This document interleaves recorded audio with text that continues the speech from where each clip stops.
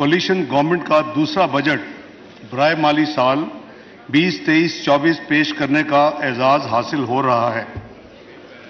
جناب اسپیکر، اس سے پہلے کہ میں مالی سال 23-24 بجٹ کے اعداد و شمار اس معزز ایوان میں پیش کروں، میں آپ کی اجازت سے میاں محمد نواز شریف کی بطور وزیر اعظم حکومت 2013-17 اور تحریک انصاف کی نااہل حکومت 2018-22 کا ایک تقابلی جائزہ پیش کروں گا۔ جناب اسپیکر، آپ کو یاد ہوگا مالی سال 2016-17 تک وزیر اعظم نواز شریف کی قیادت میں پاکستان کی معیشت کی شرح نمو 6.1% پر پہنچ چکی تھی۔ افراط زر کی شرح یعنی انفلیشن 4% تھی اور فوڈ انفلیشن کھانے پینے کی اشیاء کی مہنگائی سالانہ اوسطاً صرف 2% تھی۔ جناب اسپیکر، پالیسی ریٹ 5.5% اور سٹاک چینج ساؤتھ ایشیا میں نمبر 1 اور پوری دنیا میں 5ویں نمبر پر تھی۔ پاکستان خوشحالی اور معاشی ترقی کی جانب گامزن تھا اور دنیا پاکستان کی ترقی و خوشحالی کی موطرف تھی۔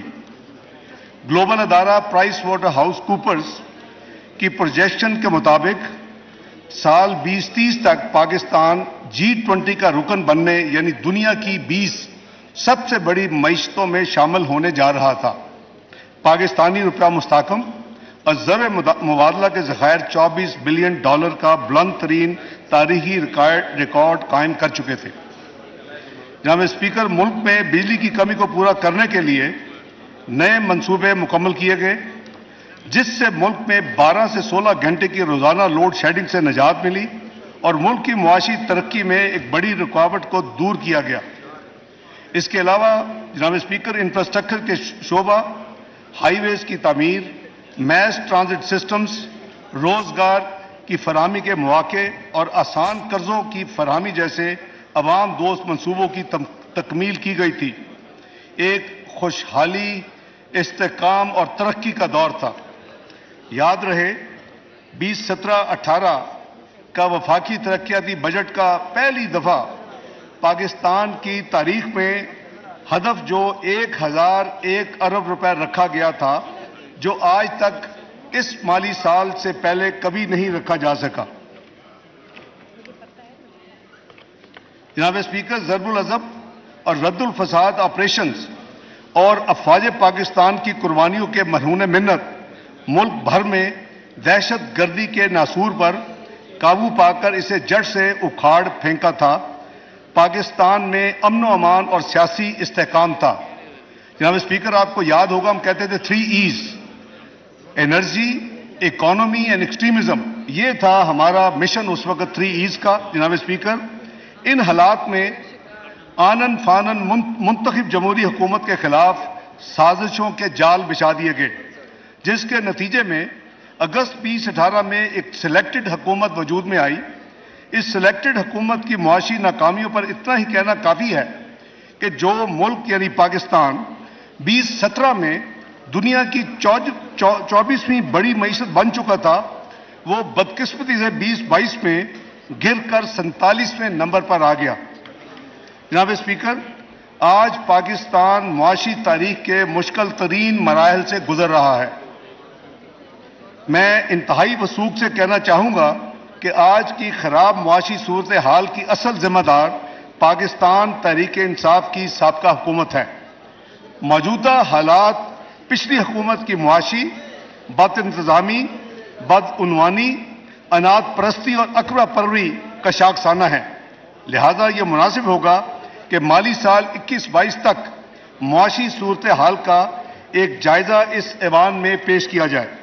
جناب اسپیکر، پچھلی حکومت کے غلط معاشی حکمت عملی کے باعث کرنٹ اکاؤنٹ خسارہ $17.5 ارب پر پہنچ گیا۔ زر مبادلہ کے ذخائر تیزی سے گر رہے تھے۔ IMF کا پروگرام کی تکمیل پاکستان کے لیے انتہائی اہم تھی، لیکن PTI حکومت نے اس نازک صورتحال میں حالات کو جان بوجھ کر خراب کیا۔ پیٹرول اور بجلی کی قیمتوں میں سبسڈی کے ذریعے کمی کر دی۔ ایسے اقدامات اٹھائے جو IMF کی شرائط کی صریحاً خلاف ورزی تھی۔ یہ ان کی سوورن کمٹمنٹ تھی۔ ایک ایگریمنٹ سائن کیا تھا پاکستان کے بیان پہ۔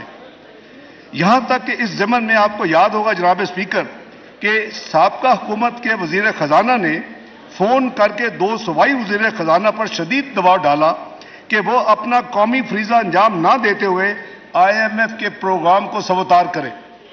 یہ اقدامات نئی حکومت کے لیے بارودی سرنگیں بچھانے کے مترادف تھا۔ ان اقدامات نے نہ صرف مالی خسارہ میں اضافہ کیا بلکہ حکومت پاکستان اور IMF کے درمیان تعلقات کو شدید نقصان پہنچایا۔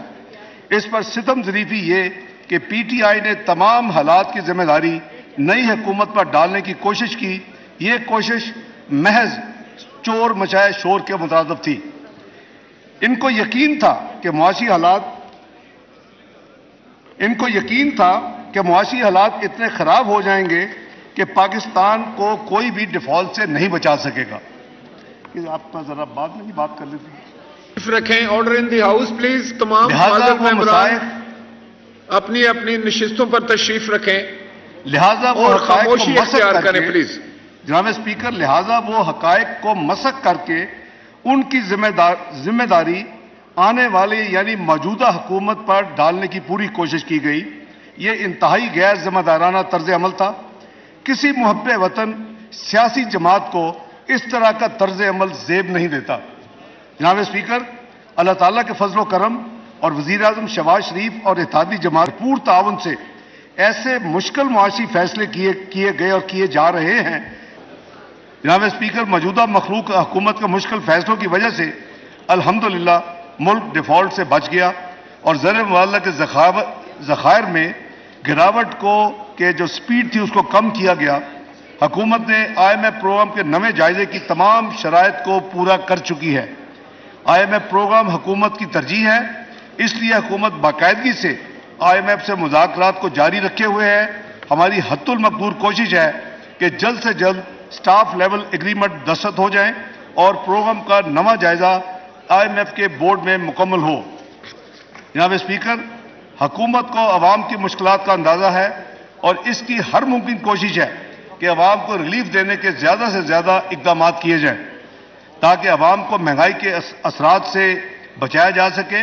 مہنگائی کو مدنظر رکھتے ہوئے حکومت نے چند ماہ پہلے بے نظیر انکم سپورٹ پروگرام کے تحت دیے جانے والے کیش ٹرانسفر یعنی جو ہم کیش ہیلپ کرتے ہیں اس کی شرح میں 25% اضافہ کیا اور بسپ کے بجٹ کو 360 ارب سے بڑھا کر 400 ارب روپے کر دیا تھا۔ اس کا اطلاق جناب اسپیکر 1 جنوری 2023 سے کر دیا گیا اور جو ریسیپینٹس ہیں بینیفیشریز ان کو بیک ڈیٹ سے وہ رقوم مل چکی ہیں۔ جناب اسپیکر، پنجاب اور خیبر پختونخوا میں وزیر اعظم شہباز شریف کی نگرانی میں مفت آٹے کی تقسیم کا پروگرام یعنی مرتب ہوا اور اس پہ عمل درآمد ہوا۔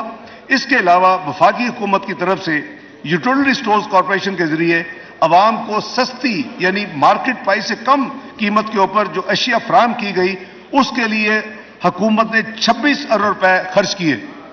پچھلے 1 ماہ میں جناب اسپیکر حکومت نے 2 مرتبہ پیٹرولیم مصنوعات کی قیمتوں میں کمی کی۔ نتیجتاً پیٹرول کی قیمت میں 20 روپے، ڈیزل کی قیمت میں 35 روپے اور لائٹ ڈیزل کی قیمت میں 17 روپے کمی کی گئی۔ امید ہے اس کے نتیجے میں مہنگائی میں کمی آنی چاہیے۔ جناب اسپیکر، جولائی 2022 سے اب تک حکومت ماضی کے تقریباً 12 ارب ڈالر کی بین الاقوامی قرضہ جات کی ادائیگیاں کر چکی ہے اور تمام تر بیرونی ادائیگیاں الحمدللہ بر وقت ہو رہی ہیں۔ اس کے باوجود ملکی ذخائر جو ہیں وہ قریباً 9 ارب 34 کروڑ ڈالر کے قریب ہیں اور انشاءاللہ اس میں توقع کی جا رہی ہے کہ آنے والے مہینوں میں اس میں بہت بہتری آئے گی۔ حکومت نے دوست ممالک اور ڈیولپمنٹ پارٹنرز کے ساتھ بھی بہتر تعلقات قائم کرنے کے لیے کافی اقدامات اٹھائے ہیں جو کہ پچھلے چند سالوں میں تنزلی کا شکار ہو گئے تھے۔ اس میں کریڈٹ میاں شہباز شریف کی پرو ایکٹیو ڈپلومیسی کو جاتا ہے اور اس سے میں سمجھتا ہوں کہ معاشی بحالی میں بہت مدد ملے گی۔ حکومت نے غیر ملکی زر مبادلہ کی غیر قانونی ترسیل کو ختم کرنے کے لیے بھی کافی انتظامی اقدامات اٹھائے ہیں جس کے مثبت نتائج الحمدللہ ظاہر ہو رہے ہیں۔ جناب اسپیکر، موجودہ حکومت نے زرعی شعبہ پر سیلاب کے تباہ کن اثرات اور مجموعی مشکلات کو دور کرنے کے لیے 2000 ارب روپے سے زائد کسان پیکج دیا۔ مجھے خوشی ہے کہ اس پیکج کی معیشت پر مثبت اثرات نظر آ رہے ہیں۔ سیلاب کی تباہ کاریوں کے باوجود زرعی شعبہ میں 1.5% گروتھ، پازیٹو گروتھ ہمیں ملی ہے الحمدللہ۔ گندم کی بمپر کراپ کی وجہ سے 28 ملین ٹن سے زائد پیداوار ہوئی ہے اور کسانوں کی آمدن میں اضافہ ہوا ہے۔ جناب اسپیکر، یہی دیہی معیشت میں 1500 سے 2000 روپے اضافی منتقل جو ہوئے، اس سے ملک کی مجموعی معیشت پر انشاءاللہ مثبت اثر پڑے گا۔ بجٹ 23-24 کے ذریعے حکومت زرعی شعبے ایگریکلچر یعنی سیکٹر کے لیے مزید برآمدات کو جاری رکھنے کا ارادہ رکھتی ہے، جس کی تفصیل میں ہاؤس کے سامنے آگے چل کر پیش کروں گا۔ جناب اسپیکر، امید ہے کہ یہ اقدامات ملک میں فوڈ سیکیورٹی کے حوالے سے اہم کردار ادا کریں گے۔ جناب اسپیکر، رواں مالی سال کے دوران سیلاب سے متاثرہ علاقے ملکی معیشت میں اپنا کردار ادا نہ کر سکے۔ حکومت نے ان علاقوں میں بحالی کا کام مکمل کر لیا ہے۔ تعمیر نو کے لیے حکومت نے 578 ارب روپے کے منصوبوں پر کام کا آغاز کر دیا ہے اور انشاءاللہ اگلے مالی سال میں یہ علاقے ملکی معیشت میں دوبارہ اپنا فعال کردار ادا کریں گے۔ جناب اسپیکر، رواں مالی سال میں اندرونی اور بیرونی مشکلات کی وجہ سے لارج اسکیل مینوفیکچرنگ سیکٹر میں منفی گروتھ کا رجحان رہا۔ اس کی بڑی وجہ زر مبادلہ کی کمی تھی، جس کی وجہ سے خام مال کی دستیابی میں یعنی را مٹیریل میں مشکلات انیشلی پیدا ہوئیں۔ الحمدللہ کافی حد تک یہ مشکلات آلموسٹ ختم ہو چکی ہیں۔ ان حالات کو مد نظر رکھتے ہوئے خام مال کو ترجیحی بنیاد پر ایل سی کھولنے کی حکومت اگلے مالی سال میں اس رجحان کو کمپلیٹلی ریورس کرنے کا انشاءاللہ مصمم ارادہ کیے ہوئے ہے۔ وزیر اعظم میاں شہباز شریف کی حکومت نے یہ فیصلہ کیا ہے کہ صنعتی شعبہ پر اگلے سال کوئی نیا ٹیکس نہیں لگایا جائے گا۔